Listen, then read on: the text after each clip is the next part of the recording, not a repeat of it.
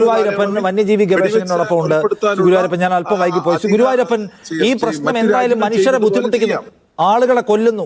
ഇനി ഇത് കണ്ടു നിൽക്കാനോ ഇതിനോട് മയപ്പെടാനോ ഒരു കാൽപ്പനിക പരിസ്ഥിതിവാദത്തെ മുൻനിർത്തിക്കൊണ്ട് ഇതിനോട് ഒരു ഒരു ഒരു അയഞ്ഞ സമീപനം എടുക്കാനോ കേരളത്തിന് കഴിയില്ല. നമ്മൾ എന്ത് ചെയ്യും ശ്രീ ഗുരുവായൂരപ്പൻ?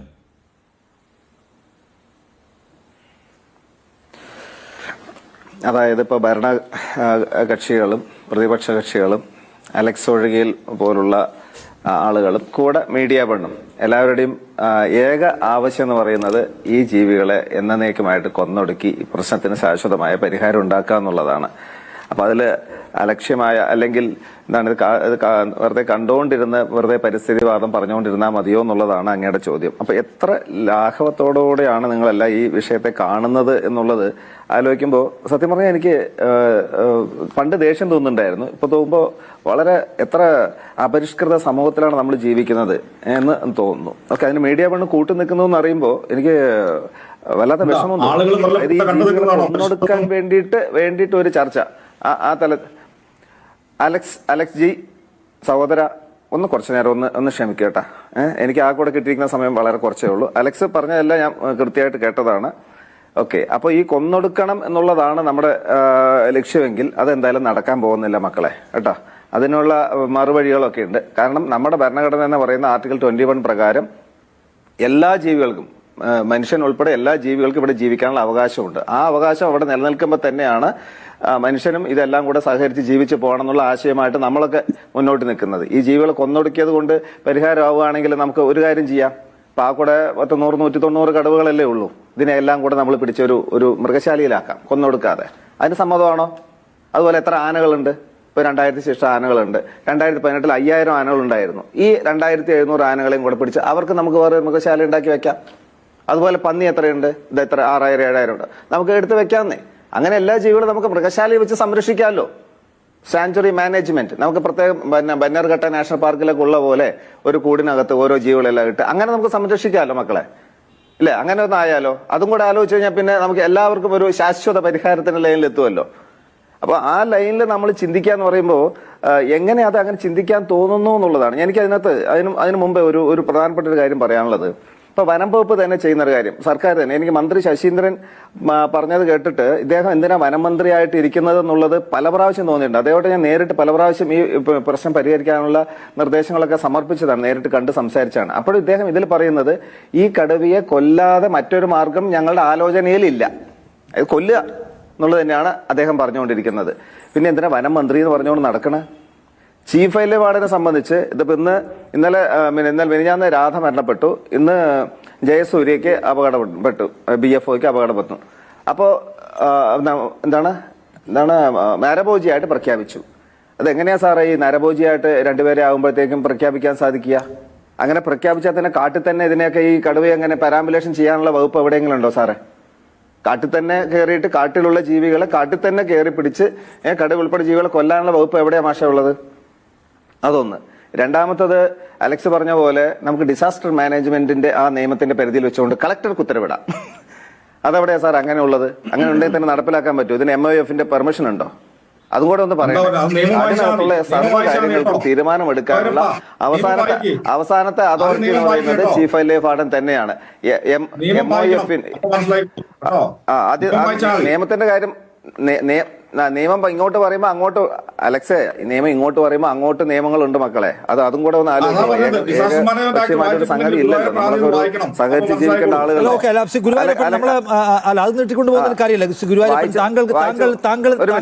പൊസിഷൻ ഏതാണെന്ന് എനിക്കറിയാം, താങ്കൾ നിലകൊള്ളുന്ന ആശയം എനിക്കറിയാവുന്നതാണ്, ഞാൻ അതിനോട് കലഹിക്കാനല്ല. പക്ഷെ മനുഷ്യരുടെ ജീവിതം പ്രധാനമാണെന്നിരിക്കെ നമുക്കതിനകത്ത് ഒരു ക്രിയേറ്റീവായ പരിഹാര മാർഗം അത് പറയൂ താങ്കൾ, അതല്ലേ വേണ്ടത്? തീർച്ചയായിട്ടും ഞാൻ വർക്ക് ചെയ്ത മേഖലയും അത് തന്നെയാണ്. ഇന്നത്തെ chief wildlife warden Shri Pramod G Krishnan, അദ്ദേഹം വർക്ക് ചെയ്തതും പെരിയാർ കടുവാ സങ്കേതത്തിൽ തന്നെയാണ്. അവിടെ ഇത്രയും സംഘർഷങ്ങൾ ഇല്ല എന്നുള്ള കാര്യം വീണ്ടും എല്ലാ ചർച്ചയും ഞാൻ ആവർത്തിക്കുന്നുണ്ട്. എന്തുകൊണ്ട് അദ്ദേഹത്തിന് തന്നെ നേരിട്ട് ഈ കേരളം മുഴുവൻ അത്തരത്തിലുള്ള ഒരു സാഹചര്യം ഒരുക്കി കൂടാന്നുള്ളത്? അതിന് അലക്സ് ഒഴികെയുള്ള ആളുകളെല്ലാം സഹകരിക്കുമോ എന്നുള്ളത് രണ്ടാമത്തെ ഒരു ക്വസ്റ്റ്യൻ ആണ്. അവരെ സംബന്ധിച്ച് പിടിക്കുക, കൊല്ലുക, തിന്നുക, ഈ വക പരിപാടികൾക്കാണ് അവർക്ക് താല്പര്യം. അവരുടെ എല്ലാ ഗ്രൂപ്പുകളും നോക്കി അറിയാം. എനിക്ക് പറയാനുള്ളത്, വയനാടിനെ മാത്രം ഫോക്കസ് ചെയ്ത് പറയുകയാണെങ്കിൽ നമുക്ക് നമുക്ക് നോക്കാം, ഒരു സ്റ്റാറ്റിസ്റ്റിക്സ് നമ്മൾ നോക്കണേ, എന്തുകൊണ്ട് ഈ ഇഷ്യൂ ഇങ്ങനെ ഇത്ര സീരിയസ് ആയി എന്നുള്ള കാര്യം. 1900 നമ്മുടെ സ്വാതന്ത്ര്യം കിട്ടിയത് 1950 കാലഘട്ടങ്ങളിൽ വയനാട്ടിലെ ജനസംഖ്യ എന്ന് പറയുന്നത് കേവലം ഏകദേശം ഒരു 3 ലക്ഷത്തിനടുത്താണ്. 1991 കണക്ക് നോക്കിക്കഴിഞ്ഞാൽ ഏകദേശം 6,72,000 ജനസംഖ്യ. 2025 നോക്കുമ്പോൾ ഏകദേശം ഈ 8,60,000 ജനസംഖ്യയായിട്ട് കൂടി. ഡെൻസിറ്റി നോക്കിക്കഴിഞ്ഞാൽ ഡെൻസിറ്റി 360 എന്നുള്ളത് 384 വർദ്ധിച്ചിട്ടുണ്ട്. 2025 ആകുമ്പോഴത്തേക്ക് 400ഓളം പോപ്പുലേഷൻ ഡെൻസിറ്റിയും കൂടിയുണ്ട്. അപ്പൊ ഇത്രയും ജനസംഖ്യ കൂടുകയും അതേസമയം കാടിന്റെ വിസ്തൃതി നമ്മൾ നോക്കിക്കഴിഞ്ഞാൽ നേരത്തെ ഉള്ളത് 85%. 1950 സ്റ്റാറ്റിസ്റ്റിക്സ് നോക്കിക്കഴിഞ്ഞാൽ 85% കാടുകൾ വയനാട്ടിൽ ഉണ്ടായിരുന്നു. ഇപ്പൊ അത് നോക്കിയാൽ 2024 നോക്കുമ്പോൾ 53% കുറഞ്ഞിരിക്കുന്നു. അതായത് 15% മാത്രം ജനവാസം ഉണ്ടായിരുന്ന സ്ഥലം ഇന്ന് 47% ജനവാസം അവിടെ കൂടിയിട്ടുണ്ടെന്നുള്ളതാണ്. അപ്പൊ നോക്കി എന്തുമാത്രം ജനസംഖ്യയുടെ ആധിക്യം അവിടെ ഉണ്ടായിട്ടുണ്ട്. പിന്നെ വയനാടിനെ സംബന്ധിച്ച് ഒരു സെറ്റിൽമെന്റ്സ് ആണല്ലോ, അങ്ങോട്ടും ഇങ്ങോട്ടും എല്ലാ ജനങ്ങളും വനവും എല്ലാം ഒരുമിച്ച് കലർന്ന് ജീവിക്കുന്ന ഒരു അവസ്ഥയായിപ്പോയി. ഏരിയ കുറയുകയും ചെയ്തു. ഈ നോക്കൂ, ഇപ്പൊ ലാസ്റ്റ് എന്തുകൊണ്ട് മനുഷ്യനെ ആക്രമിച്ചു എന്നുള്ള ഇതിലേക്ക് നമ്മൾ ആരും ഫോക്കസ് ചെയ്യുന്നില്ല. മനുഷ്യനെ ആക്രമിച്ചു എന്ന് പറയുന്ന സമയത്ത് ഇത് കർണാടകത്തിലെ കടുവയാണോ കേരളത്തിലെ കടുവയാണോ എന്നുള്ളതല്ല വിഷയം, കടുവ എന്നുള്ളതേ ഉള്ളൂ. അപ്പൊ അവരുടെ ഭക്ഷണം കിട്ടാത്ത അത്രയും ഒരു സാഹചര്യം ഒരുക്കിയത് ആര്? അപ്പൊ നമുക്ക് പ്രശ്നം പരിഹരിക്കേണ്ട അവിടെയല്ലേ? നമ്മളെ പോലുള്ള ഞാൻ ഉൾപ്പെടെയുള്ള നിങ്ങൾ ഉൾപ്പെടെയുള്ള ഈ സമൂഹത്തിലെ കാട് കയ്യേറി എന്ന് പറയപ്പെട്ടവർ അല്ലെങ്കിൽ കുടിയേറ്റക്കാരായിട്ടുള്ള എല്ലാവരും മനുഷ്യർ തന്നെ അവരുടെ നിലനിൽപ്പിന് വേണ്ടി പല പ്രവർത്തികൾ ചെയ്യുന്നു. അതിന്റെ കൂടെ നമ്മളെ നിലനിൽപ്പ് മാത്രം നോക്കിയത് കൊണ്ടാണ് ഈ പ്രശ്നങ്ങൾ വന്നത്. നമ്മുടെ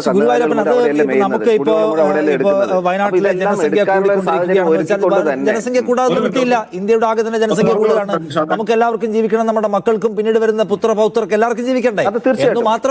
എന്ന് മാത്രമല്ല ഇപ്പൊ നോക്കൂ, ഇരപിടിക്കാൻ ശേഷിയില്ലാത്ത അവശനായ ഒരു കടുവ ഇറങ്ങി വന്ന് ആടുകളെ പിടിച്ചുകൊണ്ട് പോകുന്നു. അതിനിപ്പോ അതിന്റെ ഉത്തരവാദി ആരാണ്? ഉത്തരവാദി നമ്മൾ തന്നെയാണ്. കാട്ടില് നോക്കൂ, നമ്മൾ വൺ സൈഡ് ചെറുതായിട്ടൊന്ന് ടിൽറ്റ് ചെയ്ത് നോക്കിയാൽ മതി.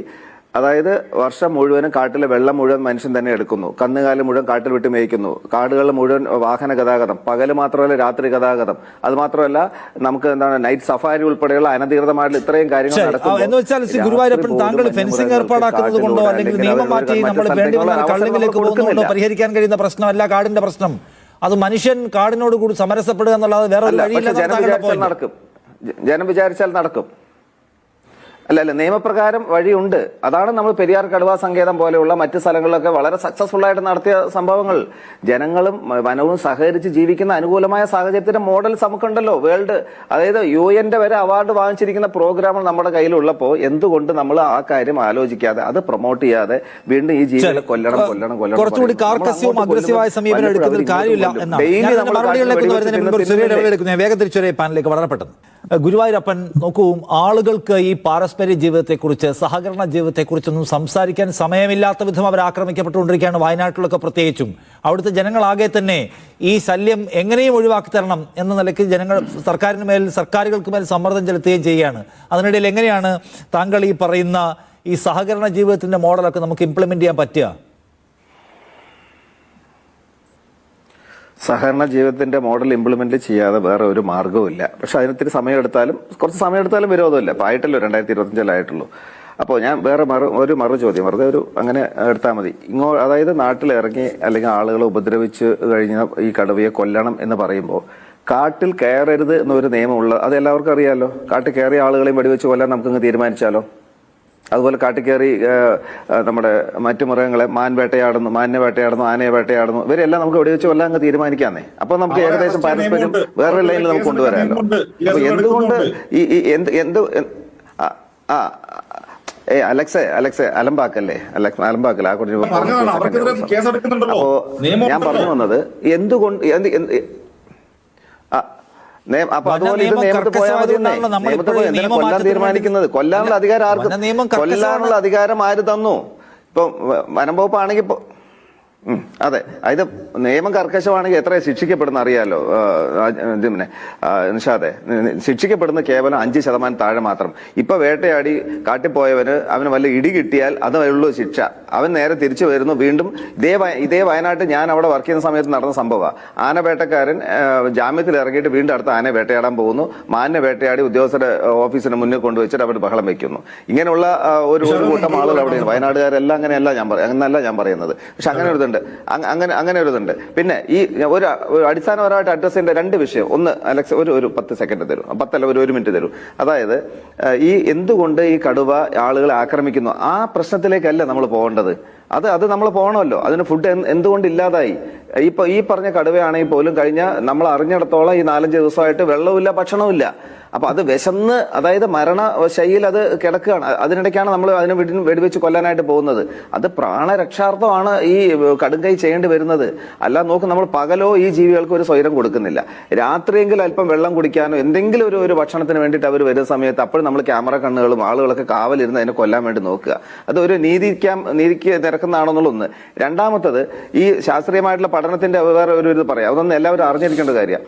നോക്കൂ, ഒരു പ്രത്യേക ഏരിയക്കകത്ത് ഇത്ര എണ്ണം കടുവകൾ ഉണ്ടാവാൻ പാടുള്ളൂ എന്ന് അലക്സ് പറയുന്നതൊക്കെ ശരിയാണ്. അതിന്റെ ഹാബിറ്റാറ്റിനെയും കൂടെ ബേസ് ചെയ്തിട്ടാണ് പെരിയാർ ടൈഗർസ് എന്തുകൊണ്ട് കുറഞ്ഞു, വയനാട്ടിൽ കൂടി എന്നുള്ളതിന്റെ ഒക്കെ ഞാൻ പറയുന്നത്. അപ്പോൾ ഈ ഓപ്പൺ ഏരിയയിൽ കടുവകളുടെ എണ്ണം കൂടുതലായിരിക്കും. കാരണം അതിനോട് തിന്നാനുള്ള മാനുകളൊക്കെ എണ്ണം കൂടുതലായിരിക്കും. പക്ഷെ ആ മാനുകൾ വരെ മനുഷ്യൻ ഡെയിലി തിന്നുകൊണ്ടിരിക്കുന്നുള്ള കാര്യം ഇല്ലാന്നൊന്നും ആർക്കും